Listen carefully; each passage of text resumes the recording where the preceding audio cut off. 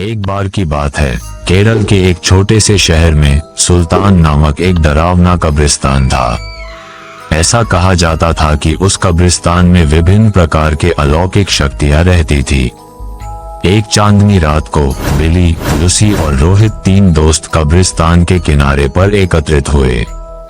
अचानक उनको कब्रिस्तान से भयानक फुसफुसाहट की आवाज सुनाई दी। आवाज कहां से आ रही है ये देखने के लिए वे हाथ में टॉर्च लेकर सावधानी से कब्रिस्तान के गेट से अंदर घुसे। जैसे ही वे कब्रिस्तान में दाखिल हुए, हवा तेज चलने लगी। अचानक उन्होंने एक इंसान को एक मकबरे के पास टहलते हुए देखा। वो उदास और खोया हुआ दिखाई दिया, इसलिए बिली, लूसी और रोहित उसके पास आए और पूछा, कौन हो तुम और इतनी रात को यहाँ क्या कर रहे हो? तो उसने जवाब दिया कि मैं एक आत्मा हूँ और मेरा नाम अकबर है। अकबर ने उन्हें उस भयानक अभिशाप के बारे में बताया जो इस कब्रिस्तान के सभी आत्माओं को परेशान करता था। हर रात एक प्राचीन चुड़ैल जागती थी और कब्रिस्तान पर जादू करती थी और अकबर जैसी मासूम आत्माओं को अपने वश में कर लेती थी। ये कहकर वो कंकाल वापस कब्रिस्तान की तरफ चला गया। आम के पत्ते को अपने हाथ में लेकर तीन दोस्त जादुई किताब ढूंढने लगे।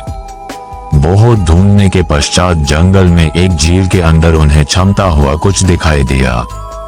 रोहित को तैरना आता था तो उसने झील के अंदर जाकर वह चमकता बॉक्स ले आया। जैसे ही आम के पत्ते को बॉक्स के ऊपर रखा, वैसे ही बॉक्स खुल गया और चमकती जादुई किताब बाहर निकल आए।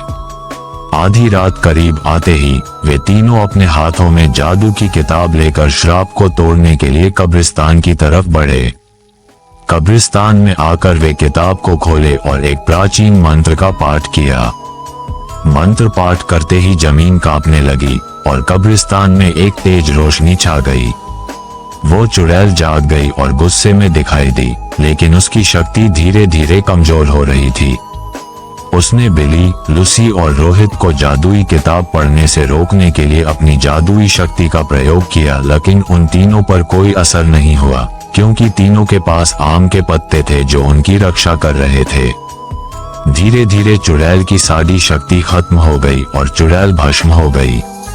वीडियो को लाइक और चैनल को सब्सक्राइब करना ना भूले।